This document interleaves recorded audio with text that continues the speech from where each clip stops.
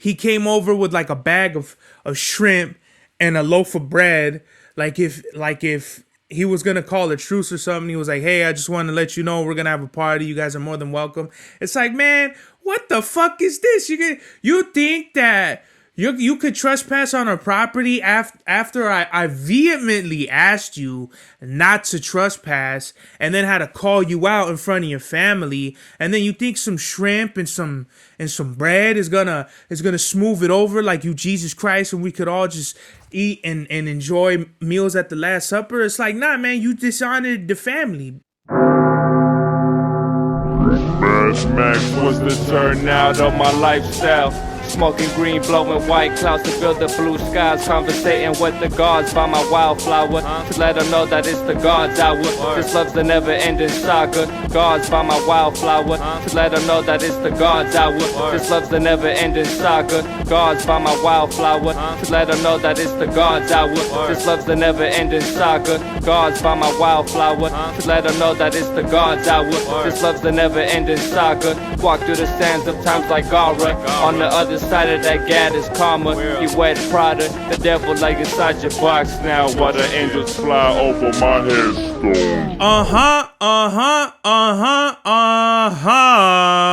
We are back with another episode of the God's Hour podcast with your boy Big Super Valley, back in the place to be, La America Superior, Palace 81 Studios, live in direct, live in effect. Yeah, happy Memorial Day to everybody today. Yes, it is Memorial Day. Shout out to all the troops out there, all the families and loved ones that sacrificed, put their lives on the line to protect the country and to protect our rights and all the good jazz out there. I really want to make it light because I don't want to go into political or philosophical or spiritual, lyrical, miracle, subliminal criminals out there. You know what I mean? I want to keep it real light, man. I just want to, maybe if you don't believe in like war and ideals and shit, you still got to respect that somebody got strapped up. Oh shit, I hope that didn't fuck nothing up.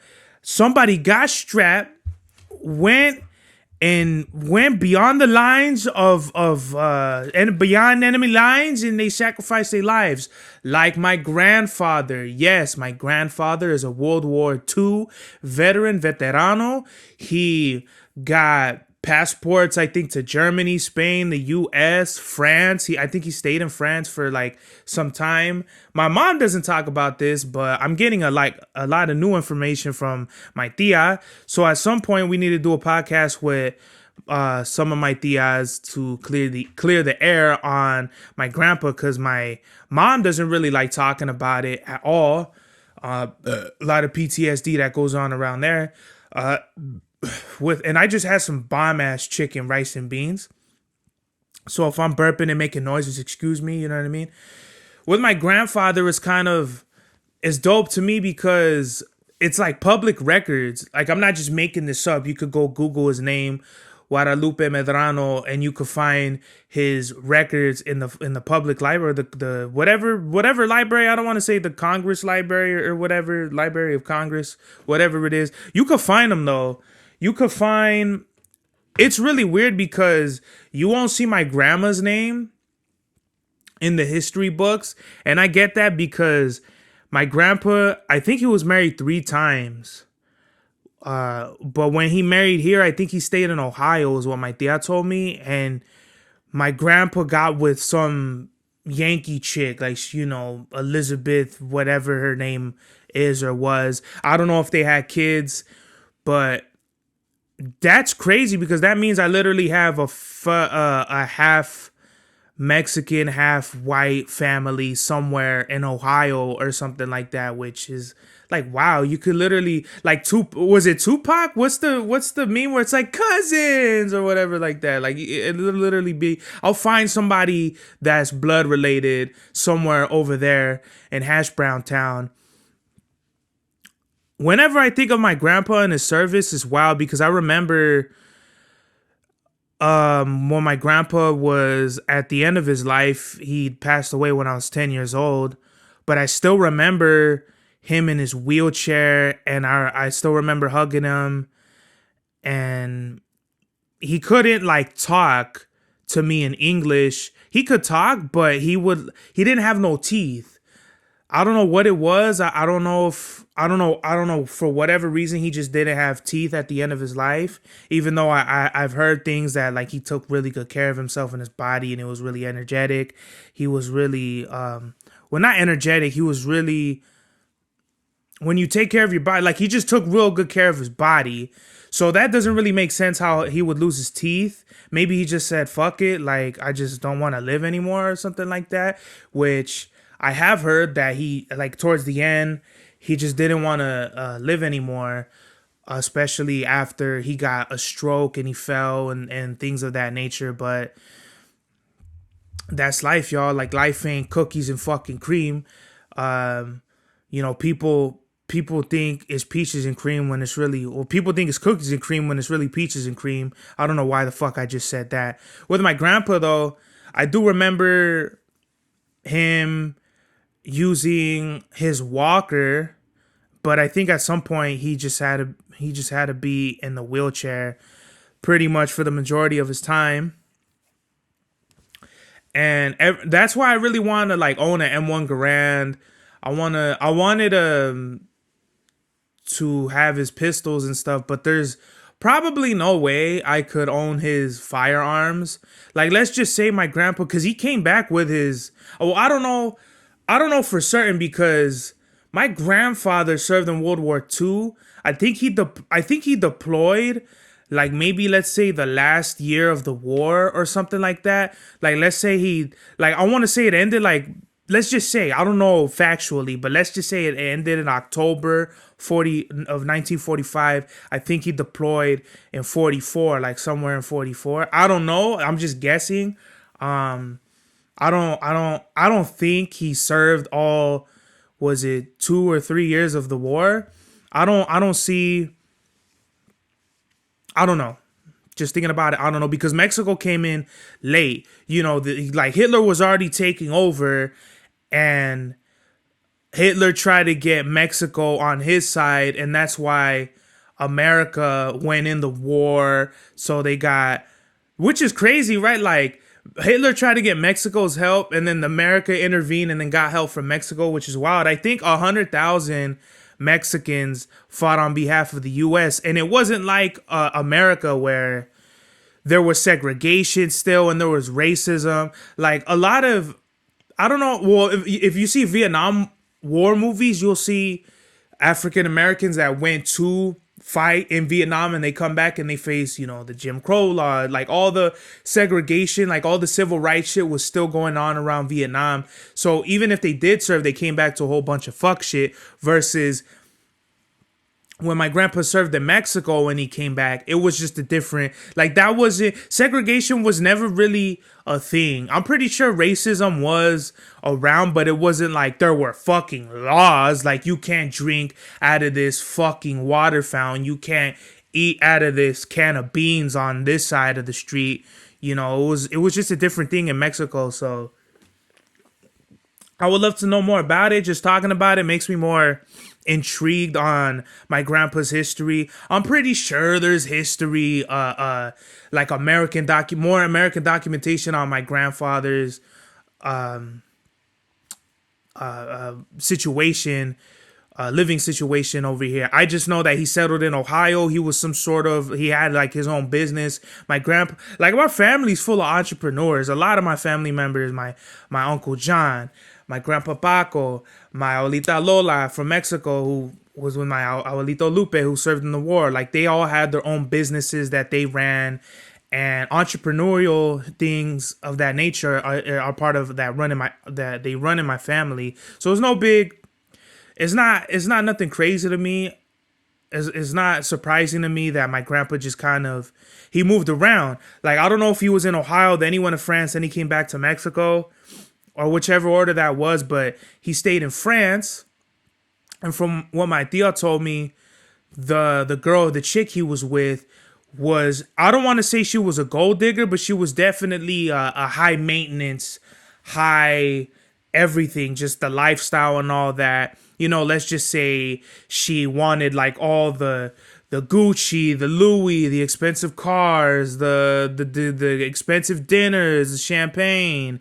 I don't know if that's a fact, but from what she told me, that's kind of like what it was. It was like this girl was kind of blowing money. You know, my grandpa was like, I can't afford, like, she told, like, well, my grandpa telling my tia and then telling me, so it was word of mouth. My tia told me that my grandpa said, like, I can't afford you, literally can't afford you. And that's how I feel. When my tia told me that, I was like, I feel you, grandpa. Bro, if you, that's how I feel with these women. These women today are fucking out of their mind, bro. You want to go every night to the club. You want to drop $300 on sushi and sake and shit that rhymes with that. That's expensive. That's on wooden boats that go down these little rivers and they come to you. And then champagnes with the sparklers, the signs with your name on it. Happy birthday and all this shit. It's like, that's so unnecessary. And especially in California, the American lifestyle with these women is ridiculous. I literally plan like fucking football, football plays, bro. Like X to Y. Okay, this is what is it? Counter blitz play. Gotta fucking do a fakey this way, you know, to dodge these women. You know what I mean? Because a lot of these women are crazy. And I mean, I'm not out here dodging women like if they're trying to throw themselves on me, but it's really like, if I do like you and it gets serious, you can't just be burning a hole through my pockets as it is.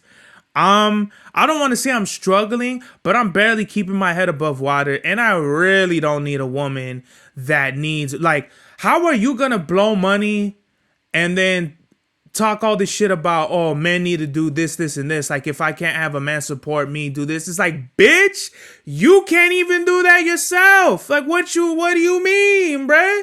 Like, how do you need all this? I need to go to Dubai Thursday, Mexico next week, and then Greece next month. It's like, slow your roll, ho. Oh, whoa, wait a minute now. Hold on.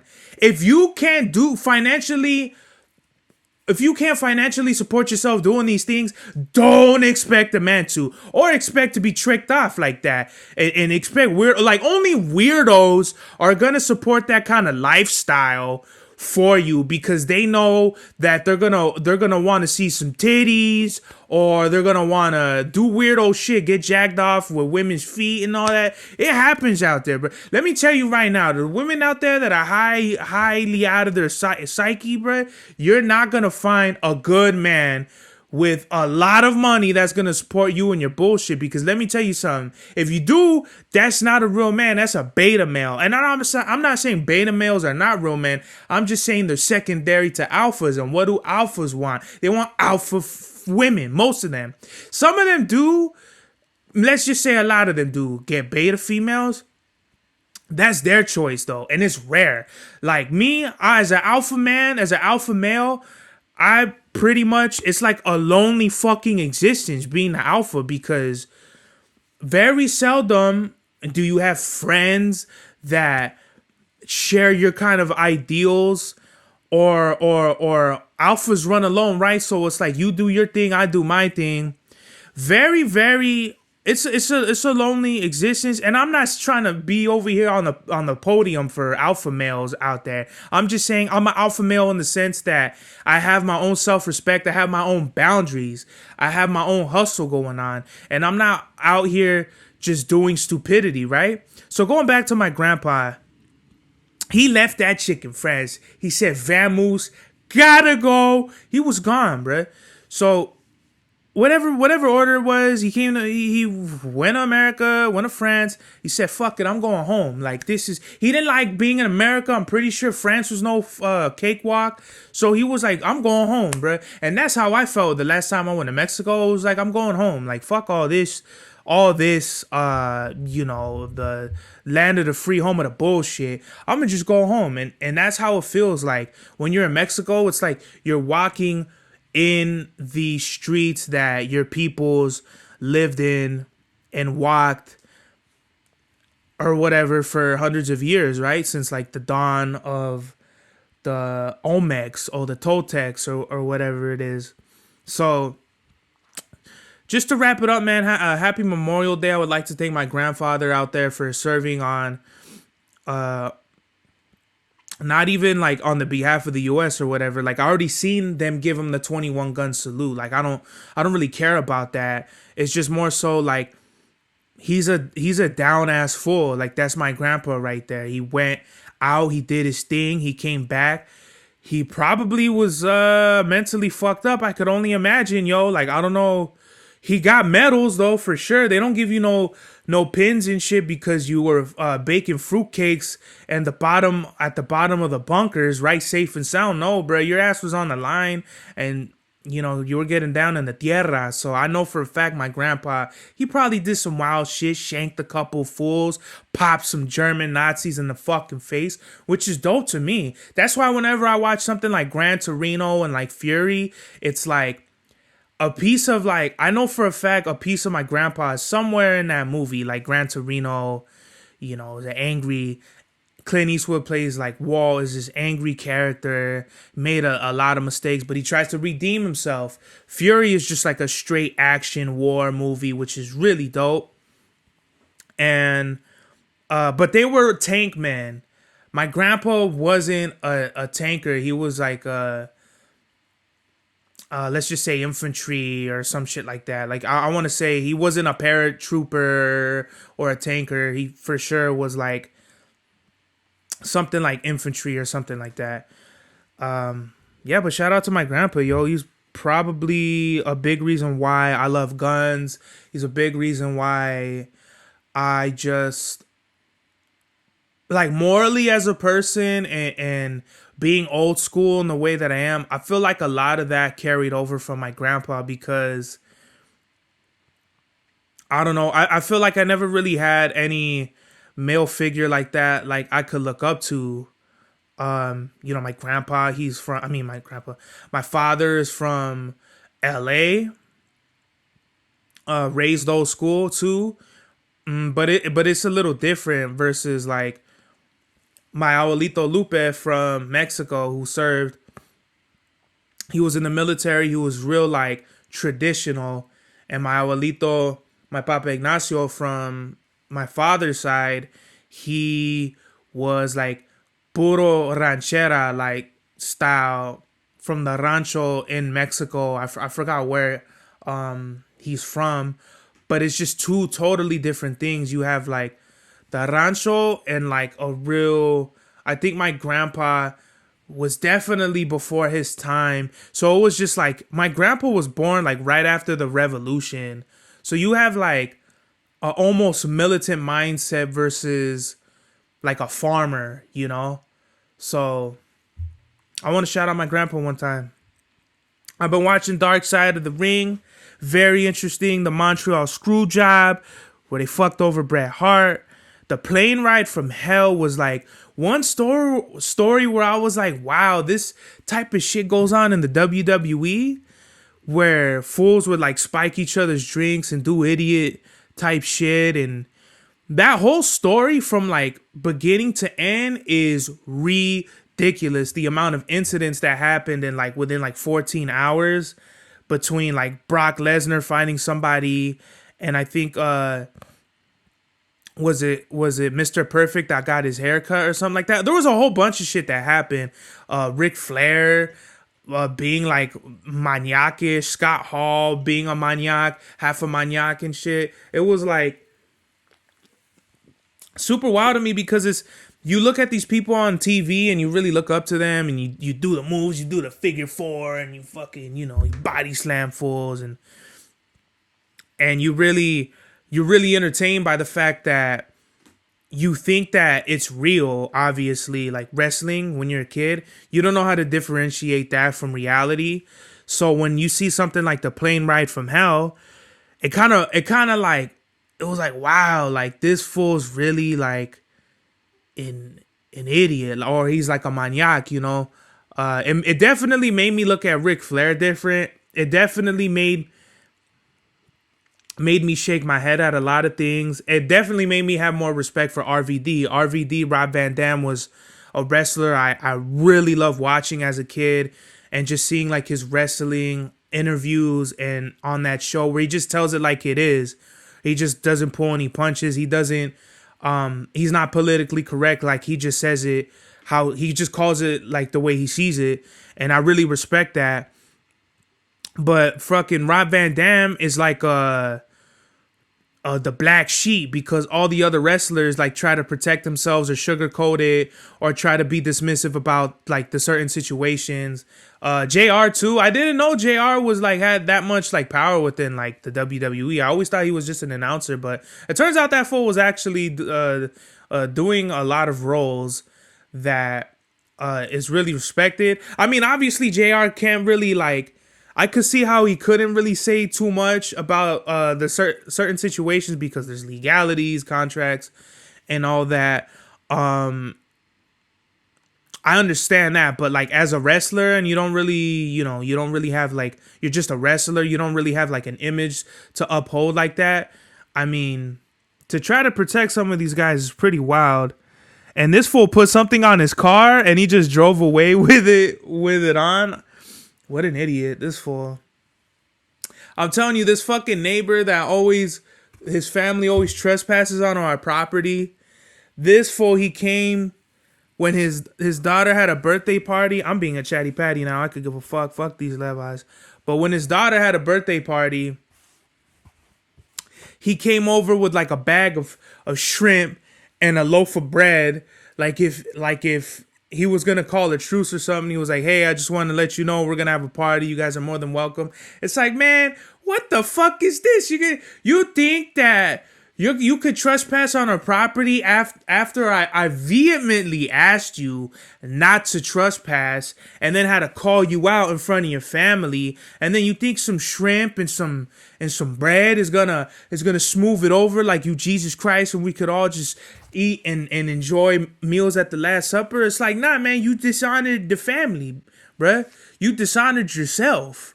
So there's no fucking amount of food that's gonna appease that. The way you honor yourself is you apologize, you make amends, and then we go from, had he apologized, brought the bread, and then invited us, it would have been a different thing. But you can't just try to bribe us with food and then invite us to your party. I don't want to know any of your people. I don't give a fuck about your family. I don't want to know your family. Like, hey, it's nice to meet you. You was the one that was taking pictures of your daughter, like, on our grass, on our palm tree, like if you were in the middle of fucking Santa Monica Beach. How's the fucking howdy dowdy, nice to meet you? Like, no, bruh, I don't want to know. I don't want to meet none of your family. I could give a fuck about any of that shit. Yeah, Vietnam was 50 years ago or whatever at this point, but ¿sabes qué?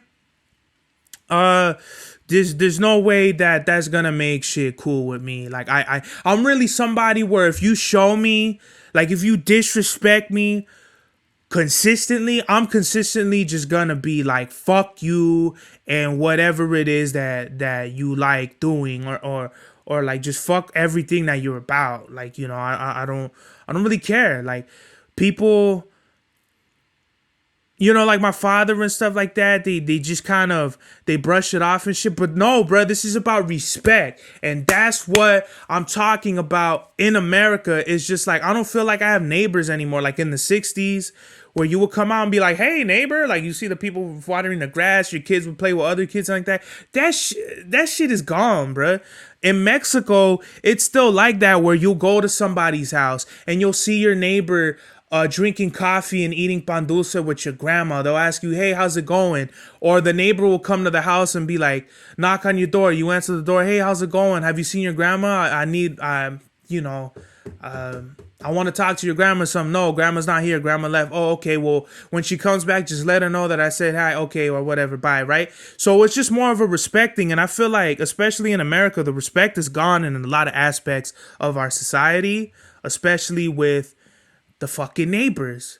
So I love how the neighbor just drove off and that gave me like all this shit to vent out. But it's the truth, man. Like, I feel like some of these guys over here are bozos. And not just them. I don't want to, like, isolate. And shout out to all my Vietnamese brothers and sisters out there. There's a lot of cute Vietnamese chicks out there that I would love to take downtown, Pound Town. But It don't. If they were black, if they were fucking Cambodian, or if they were, some Mexicans, I would have said, "Oh, fuck these fucking bean eating fucks over here." You know what I mean? Like, I don't want anybody to misconstrue what I say when I talk about my neighbors or certain people. Like, I'm not racist at all, and that's not me trying to cover my ass or anything like that. It's just like, it's just funny, you talk about, these fucking Salvadorian quesadilla eating fucks. It's just funny, I don't mean it. I'm not, serious. It's just some funny shit to say. But I'm just pointing out that they're Vietnamese. Like, is that so bad? If they had a podcast and talking shit about the Mexicans that live next to us, okay, whatever, we're Mexican. That doesn't mean I'm racist, or that doesn't mean that fucking I have Hitler's agenda posted up in my fucking black book or something like that. It's just, some of my opinions that I'm expressing, and it's just, I see like the downfalls in the pitfalls of some of the way our livelihoods are going. Nobody says hi. Like, when I walk, people don't want to say what's up. And I was telling my coworker this, like, it's gotten to the point where when people do say hi and they do say, hey, like, how's it going? Like, and it's just like a real quick, it don't gotta be like a 15-minute conversation on saving the planet or nothing. It's like, hey, how's it going? Or whatever, you say hi real quick. You talk some bullshit about the birds and the bees and shit, and you keep it pushing, bruh. That's cool, but I don't see that anymore. I don't see people going out of their way to be nice. I was walking Presley, and we're walking around this park, and this little Indian kid, it's the father, the older son, who's probably like my age, and the youngest son, who's probably, let's just say, like 9. He looks like a little ass kid. And I gotta blow my nose or some shit, man. But the kid, as I'm walking Presley, he's like, "What's your dog's name?" And I'm like, "What's my dog's name?" I'm like, "His name's Presley." And he's like, "Hi, Presley." And I just started laughing. And Presley looks at him. He looks at me. And then we just like walk away or whatever. He's like, "Bye, Presley."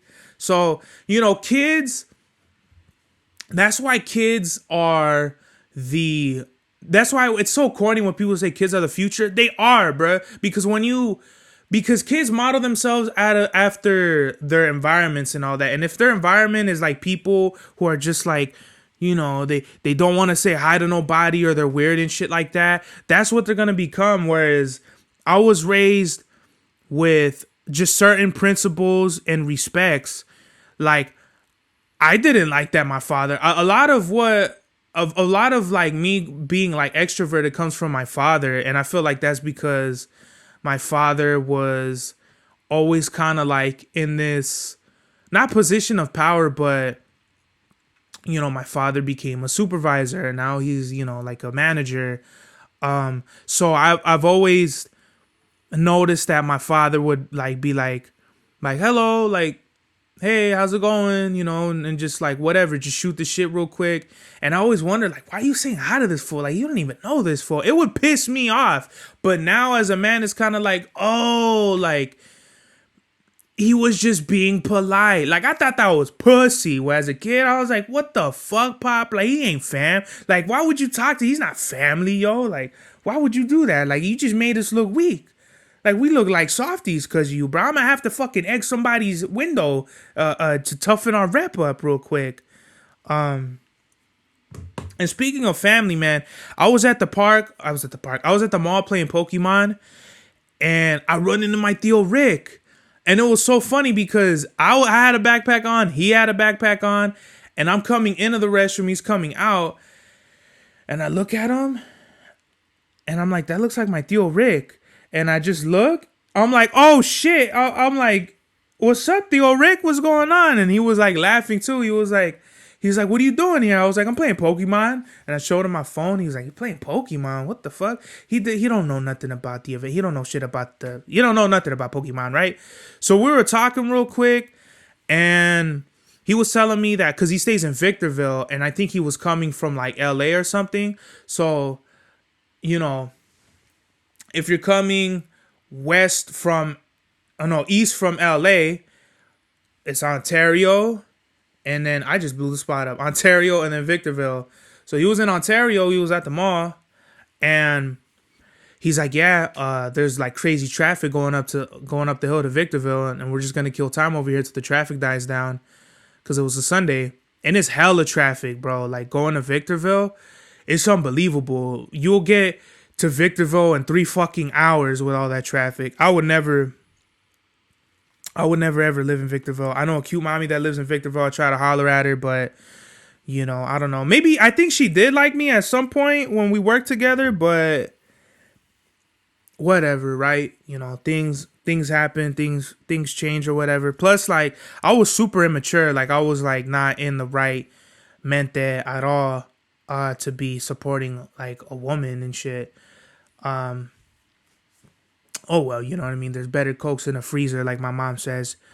So I've been watching Power.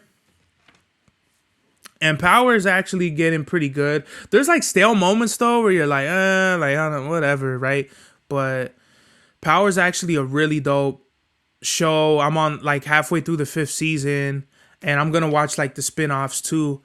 But I really love Power. I just watched the episode with Kendrick Lamar, and he's jibber jabbering, like, because he's a crackhead. So he's like, Papi, que lo que? But you ever see the cerebral cortex of the corn? And he's just mouthing off. And 50 Cent is like, man, get the fuck out of here, man.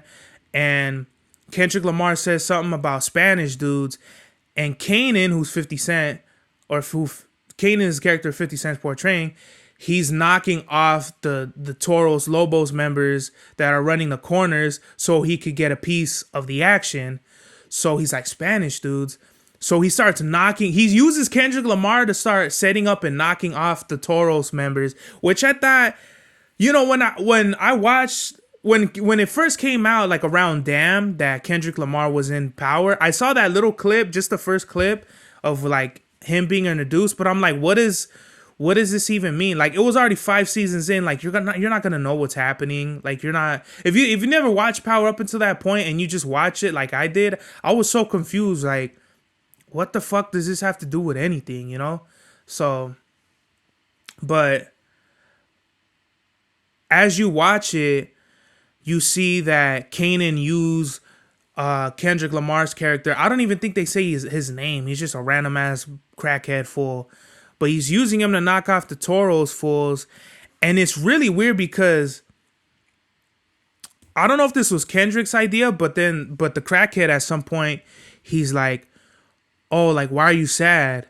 Like, I could feel, like, he said some shit like, oh, like, are you like lonely? Are you sad? Like, is it your friends or something like that?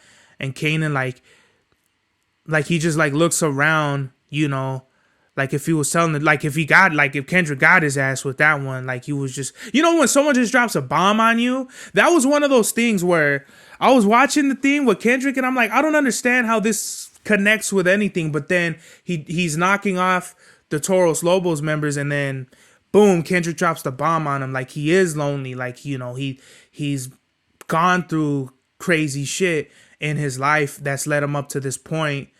And 50 Cent pulls his gun out on him, and you're like, fucking this fool 50 is just gonna smoke him. Like, he's relentless, but then he takes the bullets out the gun and he gives it to Kendrick, and he's like, sell this and make some money off of it. And I'm pretty sure that's the end of Kendrick's character.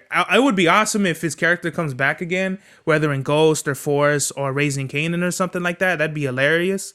But I thought it was really Power is very entertaining. It does have some dry spots, but I think that's because I have like half an ADHD. Like, I'll be on my phone while the power is going on. I'll be like, oh, all right, whatever. I'll just listen to it in the background. But like, you don't really like retain the information or whatever. So I'm halfway through season 5. I'll say season 3 was really boring. Season 4, almost every episode of season 4 was awesome. 5 is like, okay, like 1's good. The next one's kind of like, And it's kind of like that. Like, 1's good, 1's boring, 1's good. Which I don't like. Like, at this point of Power, like, everything needs to be this crescendo. Like, okay, like, oh, this happens. Okay, what's gonna happen next? Boom, this happens. What's gonna happen next? Boom, and then boom, boom, boom. Like it's gotta every episode gotta be like that. That's how I think season 4 was, where you're like, oh, where's this going? Boom, and then the next episode, like, what's gonna happen next? And it keeps you in tune. Versus 5, it's like it's really clunky, like as far as it keeping you on the edge of your seat. You like in the beginning of the episode, it'll help you like, damn, like what's gonna happen, and by then you're like where's this gonna go, you know? So I'm gonna stick with it. I'm gonna watch everything. Obviously, I love Stars. There's a lot of good stuff on Stars, and we're just gonna keep the ball rolling with that. I did a song called Black Magic Ratchet. It's gonna be on Greenlight 3, and the homie Graphics. Oh, I shouldn't even have said his name, but whatever. The homie Graphics. He got on the verse, and to be honest, I didn't like the verse at all. I'm talking about personal stuff, and I'm talking about just trying to make paper and stuff, and things of that nature. And then he just came on and started talking about all kinds of violent stuff, like all kinds of violent things that just didn't really correlate with the hook or what I was saying or anything personal with him.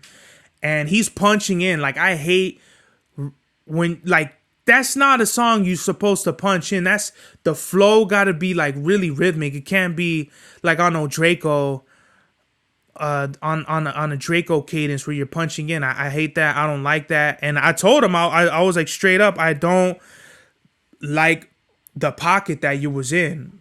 And he's like, what you mean? Like, what kind of pocket should I be in? And I told him, like, it just sounds clunky to me, and I don't like what I don't like his verse at all, from what the writing to his flow, you know, to a lot of the ideas he was talking about just didn't have anything related to what I was saying. And in certain aspects it was, but it just wasn't the way I wanted it, and I was afraid of this. You know, I don't like doing that. I don't like sending songs to people and they get the verse done or whatever. That's not my game plan. Like if you look at my discography, besides Mufasa and Chava Style, I don't consider those features, even though it will say like featuring them and shit. I don't consider those features because we actually built, we actually hung around, and we were really tight. We smoked the same blunts, ate out the same box of chicken, shit like that. You know, so I don't consider those. At the time, I don't consider those features. I consider those like, it wasn't like we were a group, but we were a group. Like we were a group of individuals, but we weren't like, you know, De La or something like that. We were Bridge City, but it wasn't like a marked thing. So that's why I don't really like features. I'll give features for other people, but even then, I'll listen to it, and it's like we might as well have done 2 fucking different songs, because there's one song I did for the homie, and you know, my shit is like, my gun never jamming. I fucked the pussy out. Oh wait, no, that one's hasn't been done yet. But La Merca, Category, Supreme Glory, Robert Horry when I air him out with the 40. You know, whatever the fuck I said. I'm a veteran, the hammer lights you up like Edison. I've been traumatized by my mama eyes, dirt I done for the dollar signs. And, you know, the homie comes in that Supreme Glory, cooking up in laboratories, you fake rappers bore me. And I'm like, I was like, yo, listening back, I'm like, yo, first of all, you mixed my vocals horribly with the beat. And then second of all, what you had and versus what I had with the beat had nothing to do with nothing. So I'm not trying to shit on nobody. I don't want to make nobody feel like I'm trying to make fun of them. It's just more so, it's like, this is why I don't do features for nobody, really, because even if I do a feature and even if I do get paid, I care about the song.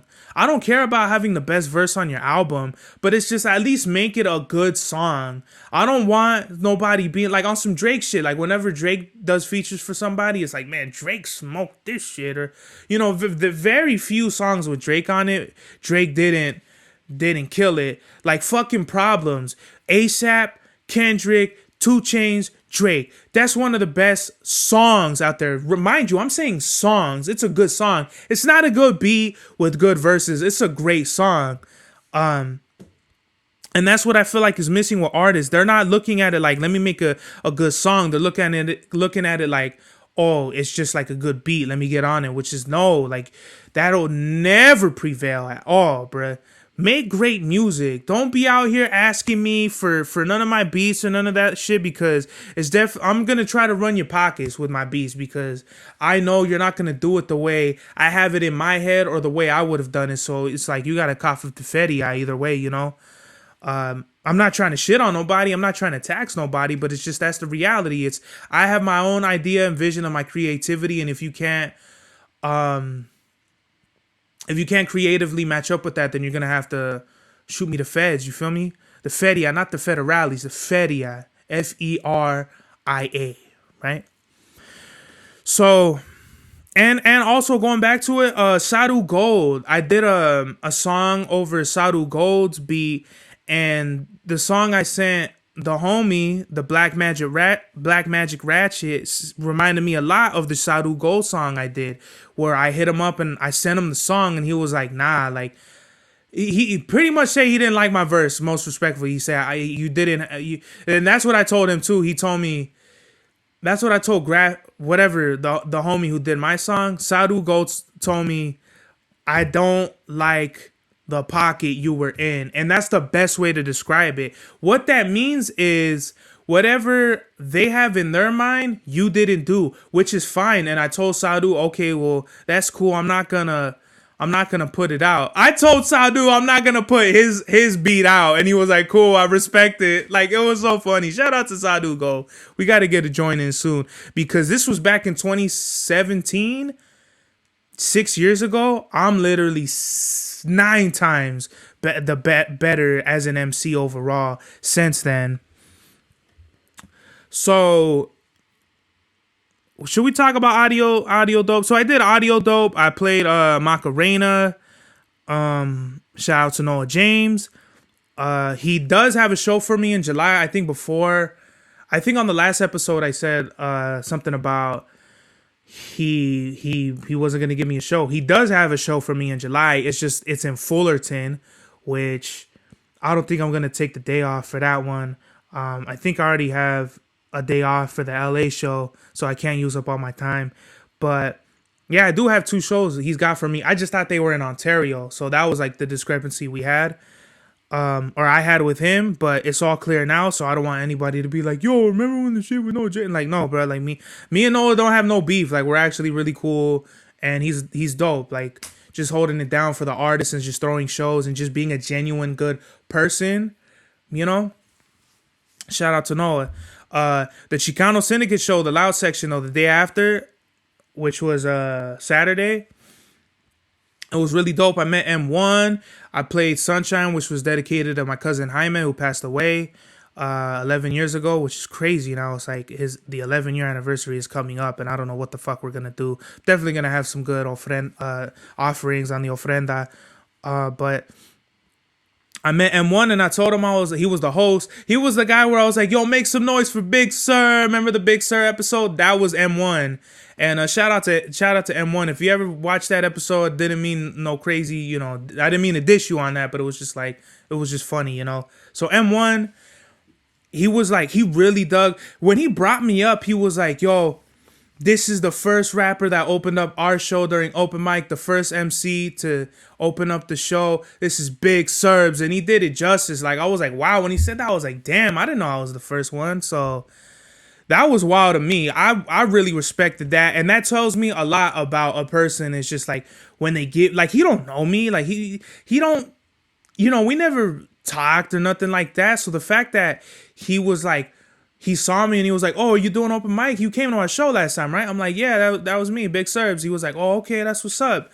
And after I was like, yo, if you ever need me to do a show for you, I got you. He was like, all right, for sure. We're thinking about doing a July show. We'll have you on or something like that. I was like, cool. I must have dapped him up like 10 times during the show, because it was like, I felt that energy. And when I feel genuine energy, it's just like real recognized real. And I really love that.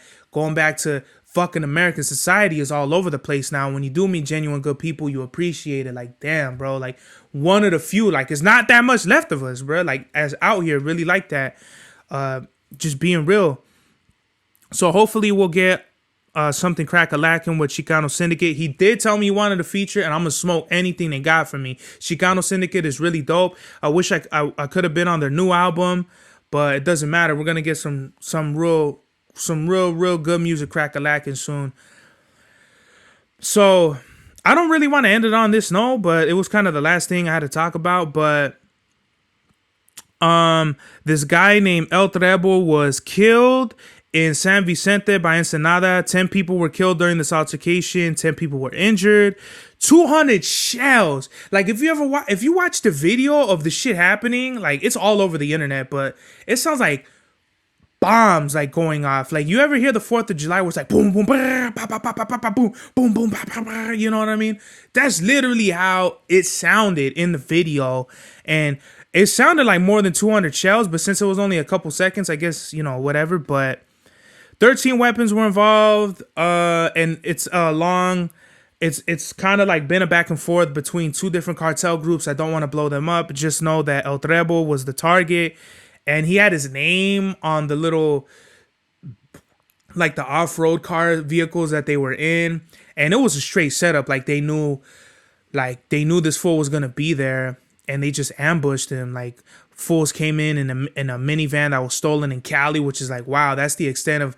And when people say, oh, cartels is a Mexican problem, it's not, bro. It's a U.S. Mexican problem for sure. If the drugs are coming, or it's an international problem at the very least. If the drugs are coming from Mexico, that are coming from Colombia, that were made in Belize or whatever, and it comes to America, how is that only a Mexico problem, bro? It's like it's a domino effect. So you got to check all the dominoes. You can't just be like, oh, it's the fucking 5. Like, no, bro. So what I wanted to speak on, it was just kind of like me and my dad were talking about it, and just talking to my pop. We're big into guns. He's really big into guns now. I guess because of me or whatever. That's cool. I'll take the credit. Shout out to Pops. But this is why I'm a big advocate against gangs and shit like that, because it just gets out of control and it goes out of nowhere. Like, can you imagine having your homie strapped up? You got AKs, yeah, we're gonna go off-roading, and then you just get ambushed and killed. And they raised like $20,000 for his funeral and all that. I don't know if I'm pretty sure that's American, because 20,000 pesos would probably get you a birthday cake and a piñata. So yeah, I mean, that's the narco life, man. And especially now, the narcos are putting all their weapons and jewelry and cars and mansions and all that on Instagram, and they think they're untouchable and all that. And these fools are ruthless. The cartel members are out here kidnapping kids and murdering women and dissecting fools and throwing them in bats of acid. Like, none of this cartel shit is fucking glorious. Like, the way they try to glorify it in like the music videos, and today, especially in Mexico, a lot of the artists like are backed by cartels, and they end up dying, or a lot more people speak up against the cartel, and they end up chopped up in a fucking trash can in the middle of the desert or something like that. So that's why I'm big against gangs. I'm against gang violence. I'm not against people trying to do good for their community by gathering and shit like that. That's a horrible way to put it, but it's just the gang banging shit and all that thing is cool. Yeah, you think it's cool to rock blue flags and red masks and all that, and you throwing up the woo wops and all that shit, and then you go outside and you get shot in the head 2 times in front of your cousin or whatever the fuck, and then now they want to ride on them, and they want to ride on you after, and it's like, where does this shit stop, bro? If you really do want to be cool about shooting guns and really being active like that, why don't you stand for something? Why don't you actually pick up a rifle and defend the honor or the integrity of something bigger than just you and your little homies or whatever, or your block, you know what I mean? A block that you don't even fucking own, that you got to pay property tax. You pay property tax and then you think it's yours, like you rep the hood and all that shit like that. None of that makes sense to me at all. So message of the day is we need to be more respectful and more mindful, and just like realize, bruh, that life ain't all about you. life ain't about you and your little world. Is the world is a lot bigger than that. So just take that into account when you go on your day-to-day basis. Have more respect. Help that old lady across the street or whatever if she's alone and she needs help with the groceries and all that. You know, a lot of people are selfish today, and I feel like the more we give to other people, the more we get back whenever, right? So, and with that, I mean, that was a horrible way to end it, but just, you know, it's real, man. I'm really sick of it. I'm really sick of going outside and just like I'll try to like say what's up to people, and they're just like look at me and they walk away, and it's like fuck you, homie, fuck you. You know, I wasn't gonna say hi anyway, but deep down you're like, man, I really wish that fool would have said what's up, because I would have been like, yo, what's crack-a-lackin'? Barbecue at 5. With that, this is the God's Hour. Mad Max was the turnout of my lifestyle. Smoking green, blowing white clouds to build the blue skies. Conversating with the gods by my wildflower to let them know that it's the God's hour. This love's the never-ending saga. Gods by my wildflower to let them know that it's the God's hour. This love's the never-ending saga. Gods by my wildflower to let them know that it's the God's hour. This love's the never-ending saga. Gods by my wildflower to let them know that it's the God's hour. This love's the never-ending saga. Walk through the sands of times like Gara. On the other side of that gad is karma. You wet Prada, the devil lay inside your box now while the angels fly over my headstone.